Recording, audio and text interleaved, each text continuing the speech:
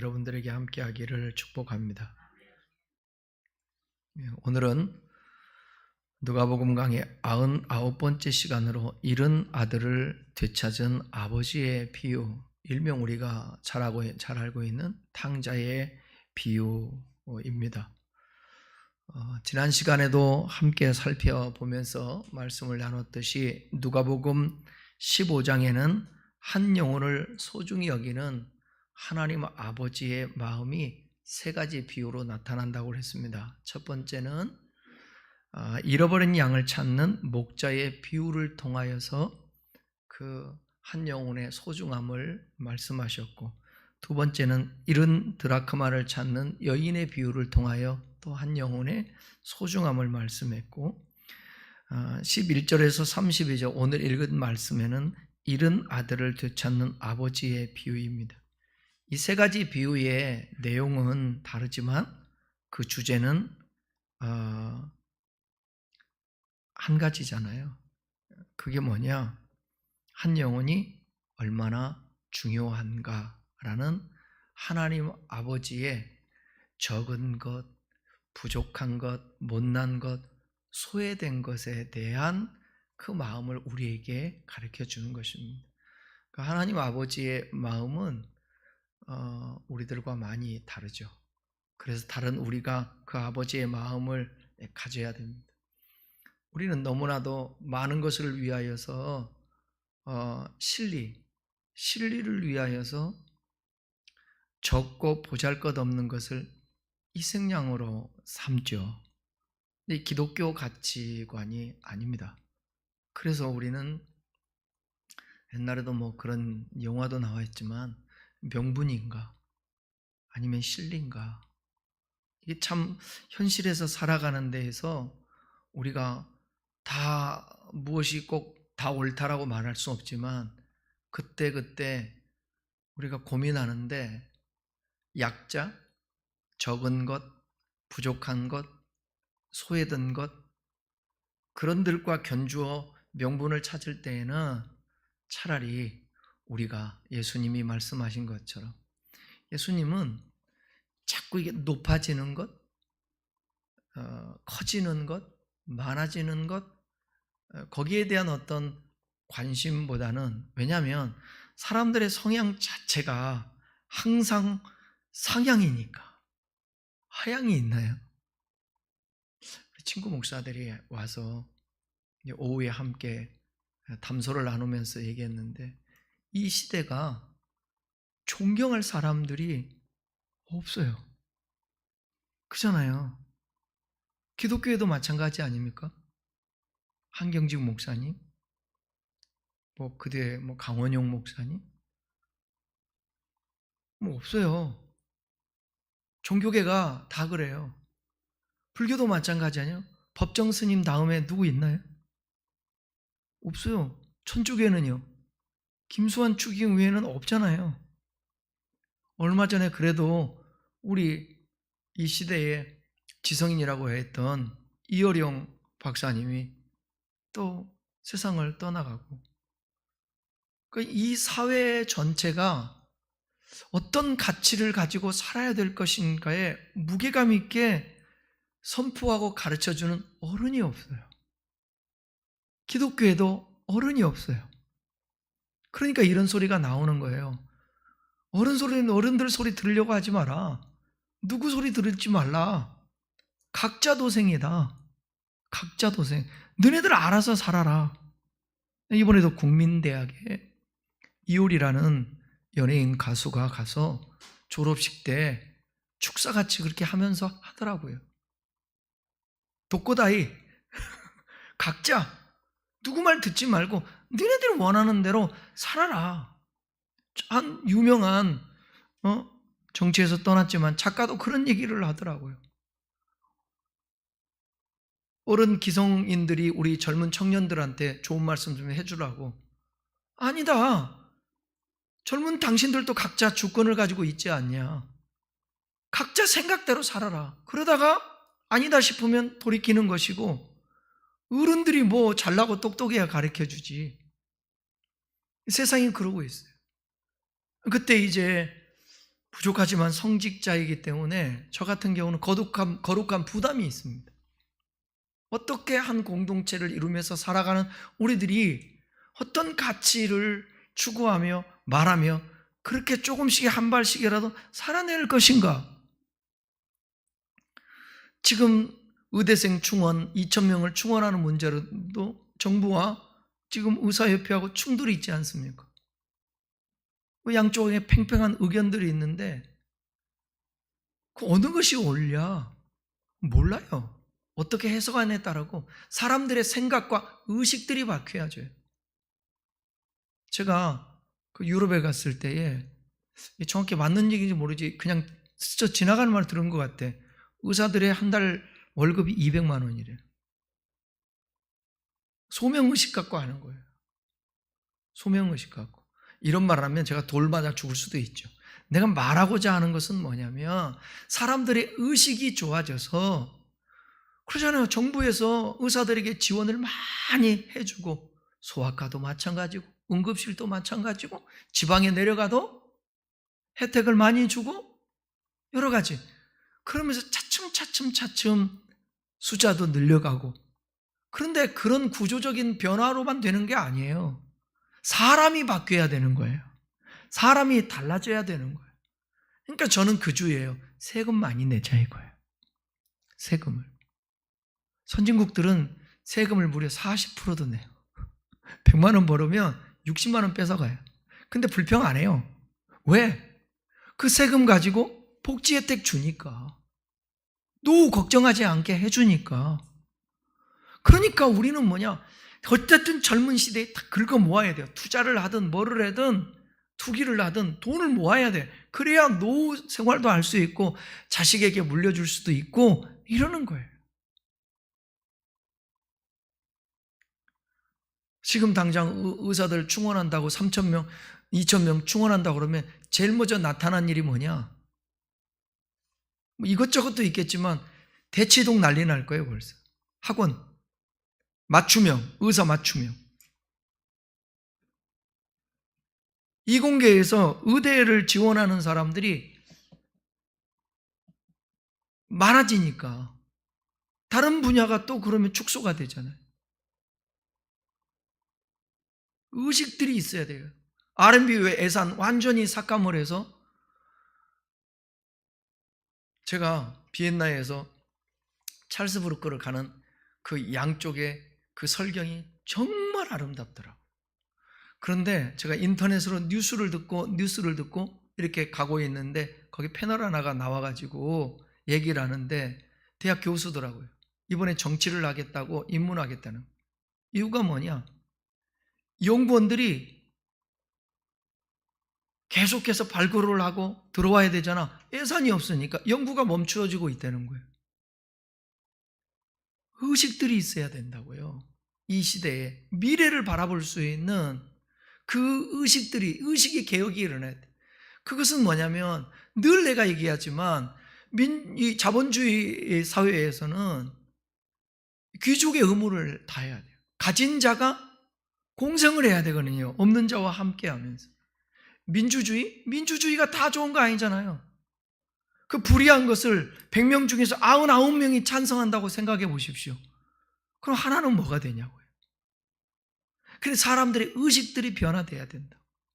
그러니까 하나님 아버지의 마음을 가지면 이 땅에 공동으로 아름다운 세상을 해서 우리가 누리면서 살 수 있게 되는 것입니다. 공산주의가 나쁜 것이 아니었잖아요. 그런데 공산주의자들 보십시오. 위에 있는 그 권력자들은 다 누리고 착취하고 고통을 주는 거 아닙니까? 이 세상에 있는 모든 사회주의, 공산주의, 자유민주주의, 민주주의 얘기하는 것 다 완벽한 게 어디 있습니까? 목사라서 그런지 몰라도 나는 그래요. 성경주의로 살면 이 세상이 아름다운 세상이 될 것 같아요. 그러니까 이 성경을 보면서 이해 안 가는 부분이 있지 않습니까? 이따가도 말씀드리겠지만 어떻게 99을 포기하고 하나를 붙잡냐고요. 그 10 중에 하나 잊어버렸다고 찾은 다음에 그거보다 더 돈이 많이 들어가는데 잔치를 벌이잖아요. 기뻐하고. 왜? 가치 때문에 그러는 거예요. 가치 때문에. 오늘 본문의 말씀은 세 번째 비유인데, 잃은 아들을 되찾는 아버지의 비유, 일명 탕자의 비유예요. 예수님께서 지난 2가지 비유에 이어서 더 심화된 비유를 오늘 말씀하고 있습니다. 어떤 사람에게, 아버지에게 2 아들이 있었어요. 먼저 둘째 아들 한번 살펴볼게요. 15장 12절 한번 읽어보겠습니다. 또 이르시되 어떤 사람에게 2 아들이 있는데 그 둘째가 아버지에게 말하되 아버지여 재산 중에서 내게 돌아올 분기를 내게 주소서 하는지라. 아버지가 그 살림을 각각 나눠주었더니. 현대인의 관점에도 작은 아들은 이거 문제가 많은 거죠. 보통 재산은 아버지가 죽기 바로 직전에 물려주는 것이지, 살아생전에 건강할 때, 그럴 때는 그런 일이 거의 없습니다. 그러나 이 비유 속에 보게 되면 작은 아들은 아버지에게 자신의 받을 재산을 당당하게 요구해요. 이 작은 아들의 이런 태도는 당시에도 절대 받아들일 수 없는 태도였습니다. 그 1세기 당시에 유대인들은 재산을 갖다가 나눌 때에, 유산으로 줄 때, 죽을 때, 그때 나눠주는 것으로 다 알고 있었습니다. 그리고 혹시라도 살아있을 때 주기를 원하더라도 그것은 자식이 먼저 요구해서가 아니라 순수하게 아버지의 뜻에 의해서 이루어졌었어요. 그러나 너무나 무례하게도 이 작은 아들은 재산 상속을 요구했습니다. 놀라운 사실은 뭐냐면 아버지가 이 요구를 들어줬다라는 거예요. 그리고 공평하게 맏아들에게도 재산을 상속했습니다. 작은 아들이 이렇게 우리에게 무리하게 재산 상속을 요구한 이유는 13절에 나와요. 같이 읽어볼까요? 그 후 며칠이 안 돼요. 둘째 아들이 재물을 다 모아가지고 먼 나라에 가 거기서 허랑방탕하여 그 재산을 낭비하더니. 작은 아들은 아버지를 떠날 생각이었습니다. 아마도 다시는 아버지를 볼 생각이 없었던 것 같아요. 그래서 먼 지방으로 떠나서 방탕하게 살아갔습니다. 그가 아버지를 떠난 목적은 방탕하게 살기 위해서요. 그러나 이런 생활을 영원히 누릴 수가 없었습니다. 그는 재산을 낭비했습니다. 여기 낭비하다라는 이 단어는 디아스코 르피조라는 단어인데, 원래 쭉정이를 곡식 알맹이로부터 분리시키기 위해서 키질 해보셨잖아요. 우리 저 키질 해봤거든요. 공중에다가 이렇게 가부는, 던지는 행위를 나타내는 단어예요. 이 단어 앞부분에 모아가지고라는 단어 있잖아요. 모아가지고라는 단어는 쉬나가곤이라는 단어예요. 그것은 이 낭비하다의 반대말이에요. 모으는 것과 낭비하는 반대잖아요. 쉬나가곤이라는 이 모아가지고라는 단어는 현금으로 바꾸다, 그런 뜻을 갖고 있습니다. 그러니까 이 낭비하던 일을 직역하면 뿌리다 또는 흩어지게 하다인데, 우리말로 표현한다면 돈을 물 쓰듯 뿌리고 다녔다라는 거예요. 그리고 돈이 사라졌을 때 불행하게도 극심한 흉년이 들어서 아주 궁핍하게 되었습니다. 자신의 삶을 유지할 수 없을 정도로 위기가 찾아왔어요. 그래서 그는 이전에는 상상할 수 없는 선택을 합니다. 그러니까 어쩔 수 없는 거예요. 어쩔 수 없이 선택을 하는데 15절입니다. 15절 읽을까요? 가서 그 나라 백성 중 한 사람에게 붙여 사니 그가 그를 들로 보내어 돼지를 치게 하였는데, 아들이 간 지역이 이방인의 땅이었음을 알 수 있어요. 왜냐하면 유대인들은 돼지를 기른다 안 기른다? 부정한 동물이기 때문에 돼지를 기르지 않습니다. 결국 이 둘째 아들은 궁핍하다 못해서 본인이 선택할 수 있는 가장 천한 직업을 얻었습니다. 선택의 여지가 없었기 때문이다. 그럼에도 불구하고 생존의 문제를 해결할 수가 없었어요. 16절 봅시다. 그래서 그가 선택한 게 뭔지, 그가 돼지 먹는 쥐연 열매로 배를 채우고자 하되 주는 자가 없는지라. 돼지 열매도 구해서 먹으려고 선택을 했는데, 그것도 얻지를 못한 것입니다. 작은 아들은 돼지보다 못한 비참한 존재가 되었어요. 그러니까 집 떠나면 그죠? 집 떠나, 맞아. 집보다 좋은 게 없어. 나는 이 세상에 집이 제일 좋은 것 같아. 어느 호텔보다도 집이 제일 좋은 것 같아. 그런 돼지의 사료라도 먹으려 했지만 그것조차도 안 되는 것이에요. 유대 문헌 중에는 쥐염 열매에 대한 문구가 있는데, 그 당시 유대 문헌에 이런 문구가 있었습니다. 이스라엘 사람들이 쥐염 열매를 먹기까지 낮아진다면 그들을 회개할 것이다. 그러니까 쥐염 열매를 먹을 정도로의 가난하게 되고 이 상태가 되면 저 사람은 회개할 사람이라는 거예요. 근데 쥐염 열매도 먹을 수 있어요, 없어요? 지금 쥐염 열매도 못 구하는 거예요. 그걸로 배를 채우고자 했는데 주는 자가 없대요. 유대인들 사이에서 쥐염 열매를 먹기까지 비참해진 상태라면 하나님 외에 이 문제를 해결할 분이 없다라는 거예요. 그러니까 제가 말하잖아요. 하늘 문이 닫히면 열 자가 없어요. 열면 닫을 자가 없고. 그러니까 강 큰 사람들이 많은 거야. 감히 하나님 앞에 원망하고 불평하고 하나님 의지하지 않고 예배 생활도 하지 않고 항상 자기만 올 때, 뭔 일 벌어지면 항상 남 탓해. 원망해, 불평해. 하늘문이 열릴까요? 하늘문이 닫히게 되는 거예요. 그게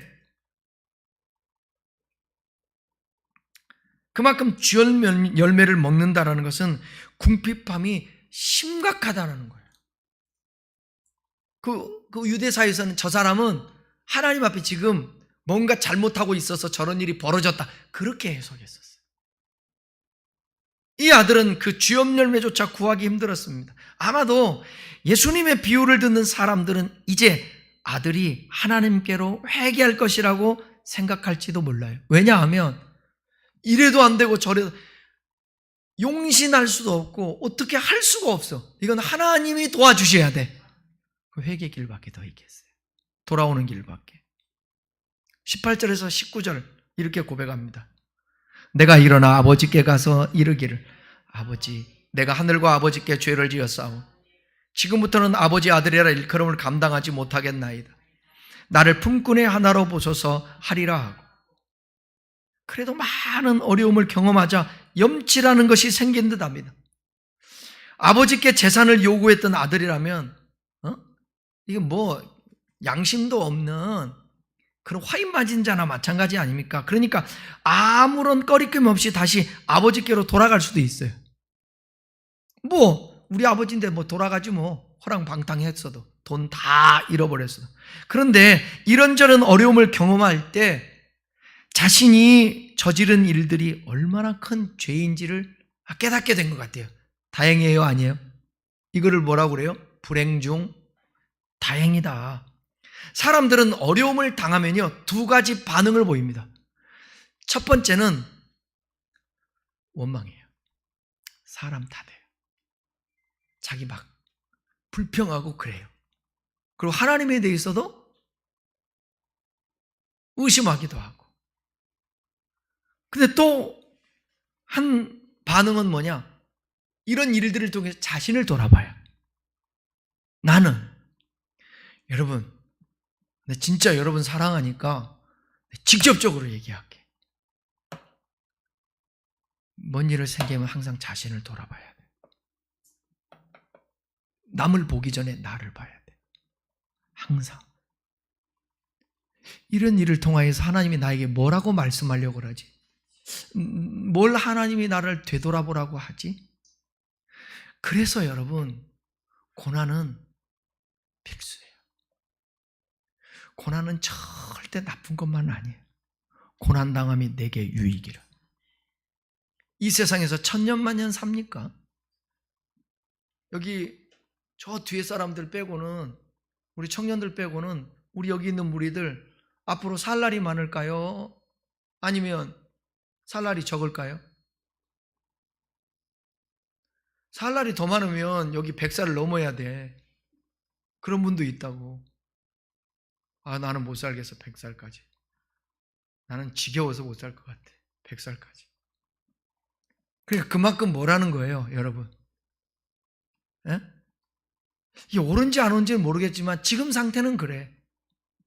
여기서 100년 살고 싶지 않아. 적당히 때 되면. 그러니까 자꾸 어디를 소망을 사는 거예요? 빛난 하늘 그 집에서 주의 얼굴 배우리. 그렇잖아요. 찬양하죠.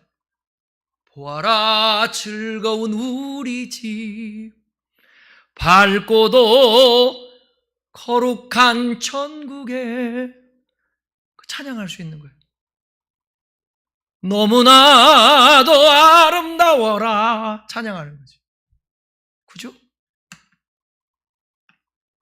근데 이 세상이 좋으면 그런 찬양 하겠냐고. 네? 집에 그 구피를 키우는데, 구피 얘네들은 물고기 구피 요만한 거 그 후배가 줘가지고, 근데 청소를 오래간만에 하는데 얘네들은 밥만 먹고 이게 애만 나나 봐. 많이 이렇게 돼가지고 청소하다 보니까 이게 또 죽어요. 청소하다 보면. 그 화장실에 벌리면서 내가 며칠 후 장사 지내줬어. 며칠 후 요단강 건너가. 장난이지만 우리가 기약이 하나님 나라라고 생각한다면 이 세상에 살면 좀 힘들어도, 그 당시는 힘들 수 있지만 수용하고 받아들일 수 있는 것은 이보다 더 좋은 하나님 나라가 있기 때문에 그렇지 않습니까? 그러니까 때로는 하나님이 우리 고난을 통하여서 이 세상에 조금, 사람이요 암에 걸리고 그러면 삶에 애착이 막 생겨서 나는 기어이 살고 말 거야 이런 거보다도 너무 힘드니까 죽음을 받아들이는 거예요. 이것도 은혜 아닙니까? 사람에게 있어서 있잖아요, 정말 그 뭐라고 그래요, 우리 안에 일어나는 물질 중에 좋은 물질이 있잖아요. 그게 딱 죽을 때 그 물질이 생긴다는 거예요. 그러니까 받아들이는 거예요. 죽을 수 있는 거예요. 이 땅이 영원하지 않습니다. 그러니까 하나님은 그래요. 여기 잠시 너 멈춰, 너 돌아봐. 어쩔 때 돌아보냐고요. 돈이 호주머니에 있어서 막 쓸 때는 돌아볼 시간이 없습니다. 아버지 생각이라 했겠습니까? 자신을 돌아보기라 했겠습니까? 힘드니까 다 허랑방탕해서 망해버리고 다 쓰고 돈 없으니까 그러는 거예요. 그렇기 때문에 때로는 고난당함이 내게 유익이라고 말한 것이 그냥 남의 말이 아니라 실제로 우리 삶에서 우리의 말도 되기도 하는 거예요. 아버지께 다시 돌아가서 용서를 구하려는 아들은 아버지의 품꾼이 되기를 원합니다. 회개하는 마음이죠. 품꾼. 당시 부유한 가정에서 고용하는 사람이 있었는데 세 가지 종류의 사람이에요. 부잣집에서. 첫째는 전문직 고용인이에요. 예를 들어서 자식을 양육하기 위해서 가정교사를 들이기도 해요.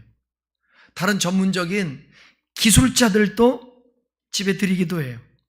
이들은 고용된 사람들 중에 가장 대우가 좋은 부류예요. 두 번째는 뭐냐면 노예예요. 노예. 종. 둘로서라고 그러죠.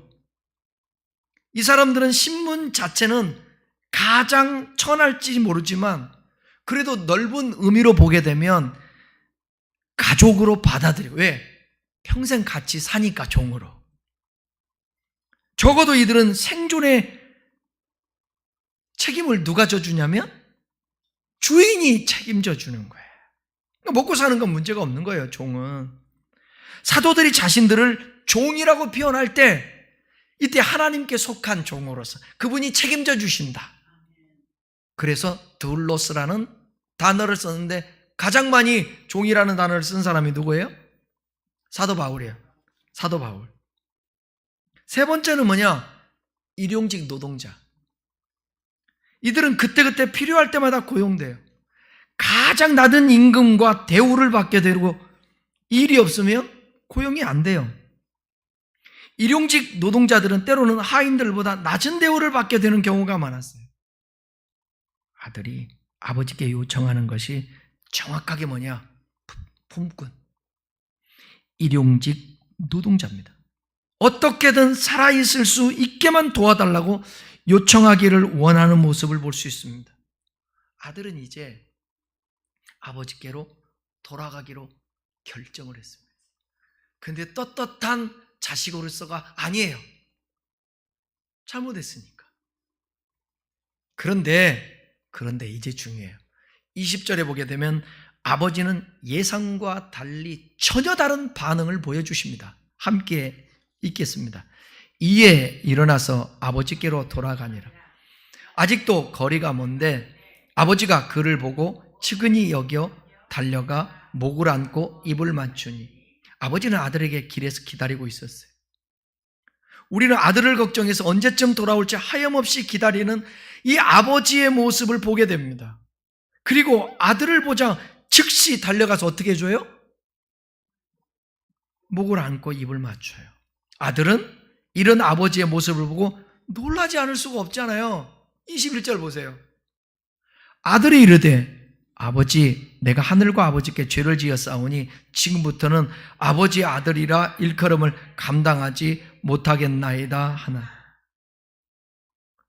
염치는 있는 거예요. 자신을 돌아보는 거예요. 내가 잘못했다라는 사실을 인지하는 것입니다. 여러분, 이 인지가 얼마나 중요한 줄 아세요? 내가 죄인이다. 정말 하나님의 은혜로 구원받았다. 이런 인지하는 사람 중요한 거예요. 나는 부족하고 나는 천하고 보잘것없어도 하나님 앞에서 정말 염치불구하고 은혜 받아서 구원받은 하나님의 사람, 존귀한 사람이다. 이 사실만 믿어진다면 여러분 당당할 수 있지 않겠어요? 우리는 오히려 아들이 아버지의 사랑과 용서를 받을 준비가 안 되었음을 알 수 있습니다. 그래서 21절 다시 한번 읽어봐요. 아들이 이르되 아버지, 내가 하늘과 아버지께 죄를 지었사오니 지금부터는 아버지 아들이라 일컬음을 감당하지 못하겠나이다. 아버지는 아버지지. 근데 본인은 너무 부끄러운 거예요. 근데 아버지는 나갈 때나 들어올 때나 똑같은 마음이야.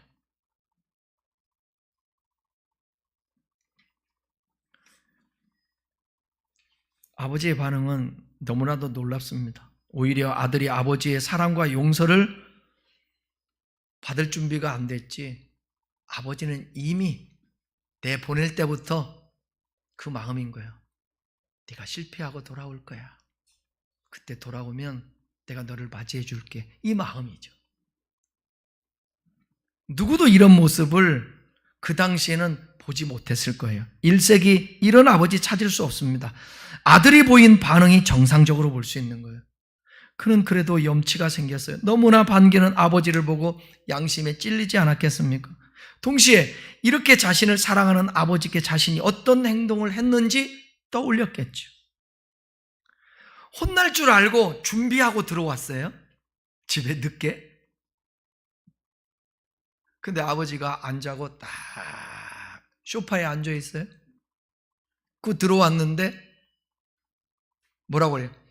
이놈의 새끼 어디 싸돌아다니다가 이제 왔냐고 막 혼내지 않고 뭐라고? 집사님도 그렇게 하세요? 나도 그래. 아니 12시가 됐는데 밥 안 먹겠어요? 11시가 돼서 들어오는데 밥 안 먹겠어요? 먹었겠지? 근데 그게 뭔 말이요? 아버지도 할 말이 없으니까 하고 싶은 말은 많은데 이 말 하는 거야. 밥은 먹었냐? 이게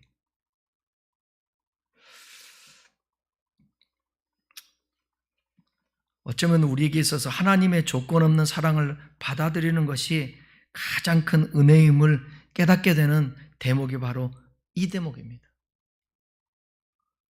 아버지, 이런 아버지 있을까요? 많지가 않죠. 그죠? 아버지하고 자식하고 소송 걸린 사람이 한둘일까요? 네? 그땐 누가 져야 돼요? 네? 아버지가 져야 돼요? 은혜 받은 사람이 져야 돼요. 은혜 안에 있는 사람이 져야지 어떻게. 아들이 무슨 지금 그럴 게 뭐가 있겠어요?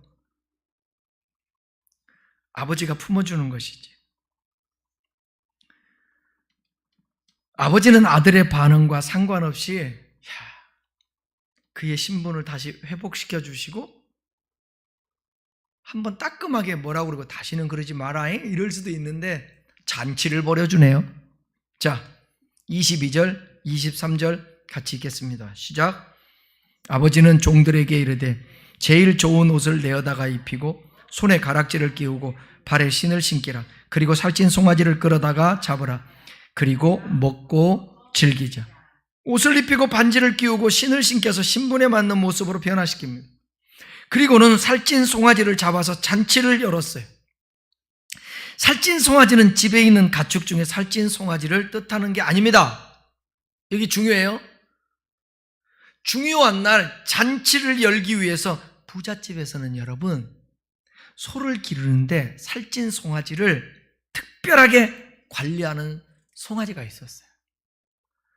당연히 먹는 것도 달라요. 관리하는 가축, 우리도 달라요. 마치 뭐냐? 청도에서 소싸움할 때 황소를 키우듯이 먹는 게 다르잖아요. 맨날 낙지 먹이고 힘써야 되니까. 보통 부유한 유대인들은 1년에 한 번씩 대속죄일 같은 때 있잖아요. 제사 지내지 않습니까? 그때 쓰는 송아지이기도 한 거예요. 이 소중한 송아지를 아버지는 잡은 것입니다. 이렇게까지 한 이유가 뭘까? 15장 24절. 이는 내 아들을 죽었다가 다시 살아났으며 내가 잃었다가 다시 얻었노라 하니 그들이 즐거워하더라. 아버지에게 이 아들은 죽은 아들입니다. 아들은 의도적으로 아버지를 피해 먼 지역으로 갔고 전혀 소식을 알 수 없었잖아요. 다시 돌아올 보장도 없었던 아들이요.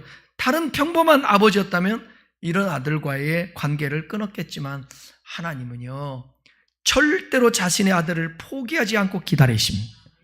그리고 그가 다시 올 때에 이와 같이 기뻐하는 거예요. 이것을 비유로 지금 표현하고 있는 것입니다. 아버지의 마음을. 그러나 이 가정에 또 다른 문제가 있었어요. 바로 맏아들. 방탕한 동생이 돌아왔다고 잔치를 여는 아버지를 보면서 맏아들이 어떤 마음이었을까요? 배신감 느끼는 거예요. 배신감 아버지한테. 28절 읽겠습니다. 그가 노하여 들어가고자 하지 아니하거늘 아버지가 나와서 권한대.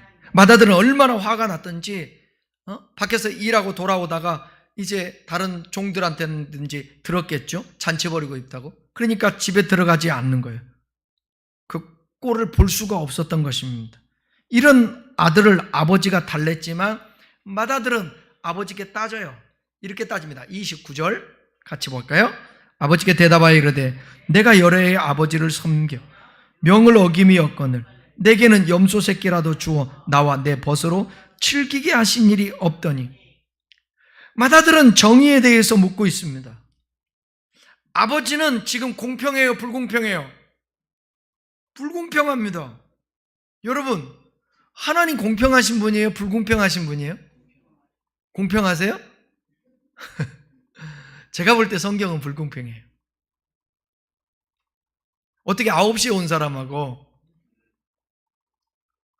12시에 온 사람하고 3시에 온 사람하고 왜 돈을 5시에 온 사람은 같이 주냐고. 공평합니까? 안 공평해요, 하나님.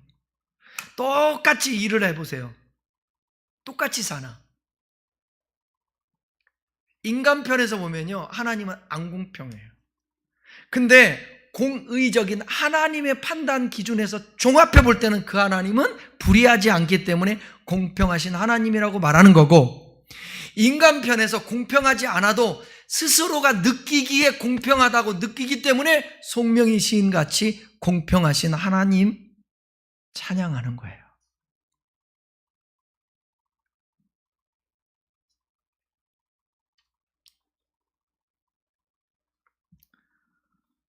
마다들은 얼마나 화가 났든지 이제 따지게 됩니다.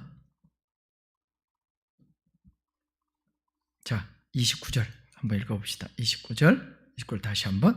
아버지께 대답하여 이르되 내가 여러 해 아버지를 섬겨 멍을 어금이 얻거늘 내게는 염소 새끼라도 주어 나와 내 벗으로 즐기게 하신 일이 없더니. 두 번 읽는 이유가 있죠. 제가 하나님 왜 나한테는 해준 것도 없어? 이거 주목해야 돼요, 여러분. 우리가 이렇게 했는데 왜 나에게는 이렇게 안 해줍니까? 그럴 때 되게 많아요. 그건 아직도 하나님에 대한 이해를 못하는 거야. 하나님 무슨 천편일률적으로 똑같이 해야 됩니까? 사람마다 다르게 할 수 있는 거지. 생김새도 다른데.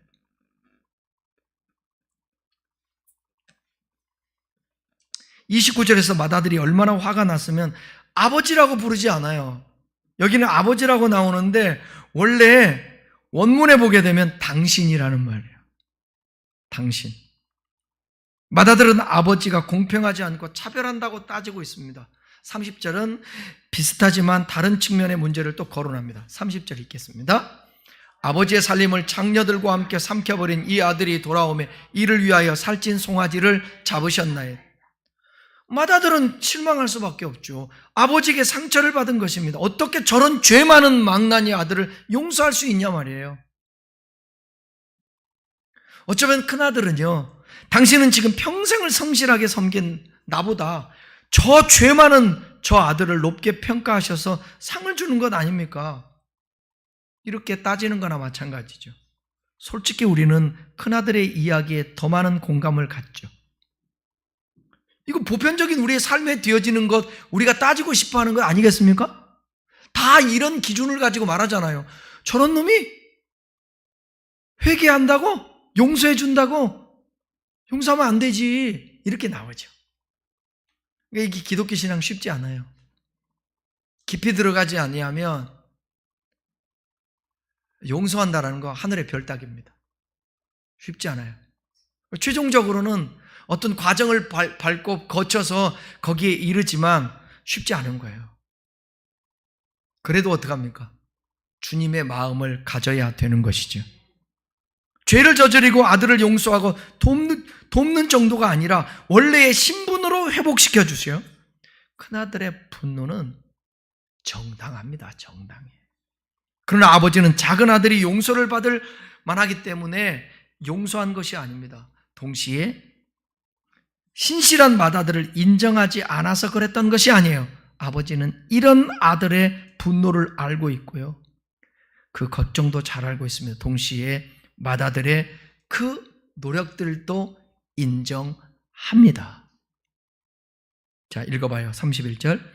아버지가 이르되 예, 너는 항상 나와 함께 있으니 내 것이 다 내 것이로되. 많은 학자들이 이 비유 속에 맏아들이 누구냐? 유대 지도자라고 뜻하기도 합니다.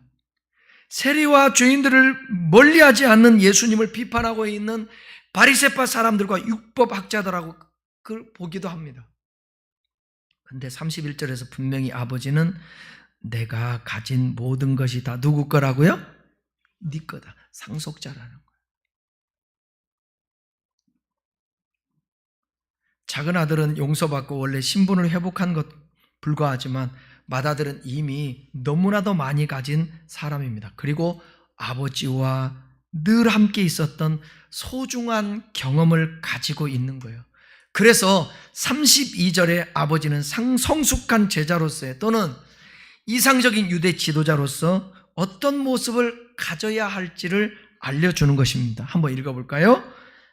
이 내 동생은 죽었다가 살아났으며 내가 잃었다가 얻었기로 우리가 즐거워하고 기뻐하는 것이 마땅하다 하니라. 큰아들에게 기뻐해야 하는 이유를 말해줍니다. 죽었던 동생을 되찾았고 잃었던 동생을 찾았기 때문에 함께 기뻐해야 한다는 거예요. 삶의 결과로서 작은 아들은 이미 많은 것을 잃었고 현재적인 심판을 받았습니다. 그게 뭐예요? 주염염에도 못 먹는, 그 가난하고 완전히 망하고 그냥 품꾼으로 쳐달라고 하고 그 돌아오는, 이미 심판받은 상태가 아니겠습니까? 큰아들은 순종의 결과로 아버지가 소유한 모든 것을 상속받을 수 있어요. 작은 아들은 이제 다시 신분이 회복됐을 뿐이에요. 어쩌면 아버지는 이런 부분을 지적할 수도 있습니다. 이 사회가요, 이런 탕자를 용납하고 용서하는 아버지의 마음이 이 시대에 필요한 거고, 너무 큰아들과 같은 사람들이 많아요. 이 사회는 한 번 잘못하면 딱 찍혀요. 그리고 회복 불능이에요. 그러니까 저는 그렇게 생각해요. 이 세상에 들킨 죄인과 안 들킨 죄인 부류가 있다고 봐요. 들킨 죄인은 살아남지를 못해요. 안 들킨 죄인은 버젓이 활보를 합니다. 그리고 능력이 있고 카르텔을 통해서 안 들키게 다 수단 방법 가리지 않고 다 막아놔요. 불공정하죠. 이 사회가 정의로운 사회가 돼야 되는데 정의롭습니까? 우리 사회가 정의로워요? 절대. 대로남불. 항상. 최소한도 양심은 갖고 살아야지. 정의로운 사람이라면. 진짜 정의롭고 그런 데는 벌을 줘도 심판을 해도 사랑해주고 끌어안아주고 용납해주고 기회를 주고 그래야 되는 것입니다.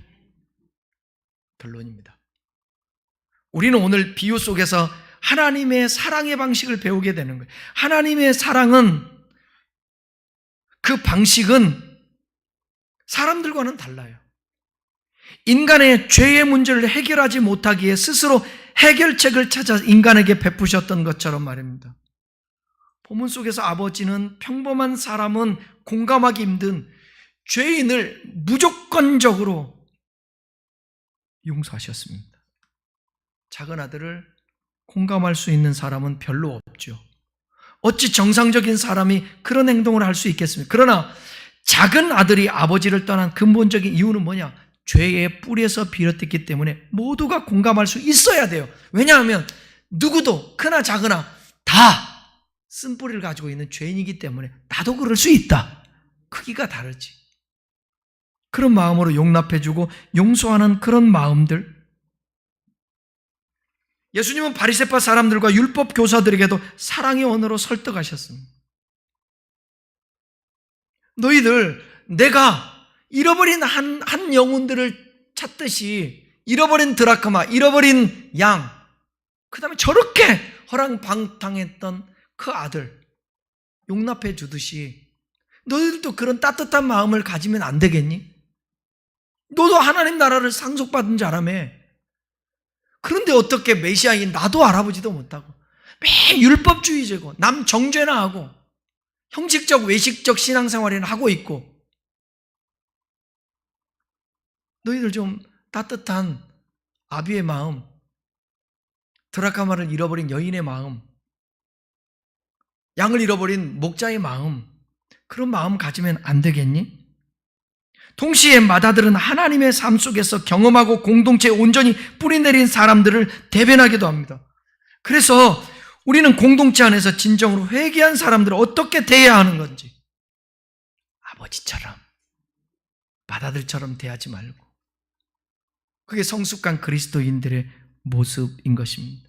공동체 안에서 진정으로 회개한 사람들이 있다면 그 사람들의 우리는 맞아줘야 되고 기뻐해야 되고 사랑으로 감싸줘야 되는 이 아버지 하나님의 마음. 신앙의 성숙도는 여러분 아비의 마음이에요. 아비의 마음. 그래서 바울이 그 고백하잖아요. 자기가 아비의 마음을 가졌다. 아비의 마음이 참 중요한데 저와 여러분에게도 이런 어떤 바리새인들과 서기관들과 같은 그런 어떤 개선하고 따지고 그러는 게 아니라 아버지처럼 용납하고 용서하고 할 수 있는, 그리고 이미 하나님과 관계 속에서 얻고 누리고 있는 것을 보면서 감사하고 남하고 비교하거나 그럴 필요가 없다라는 것을 오늘 본문에서 우리에게 말씀하고 있는 것입니다. 우리 아비의 마음을 가지고 넓은 마음을 가지고 오늘도 탕자들을 용납하고 용서할 수 있는 그런 마음 되기를 우리 간구하십시다. 기도하겠습니다.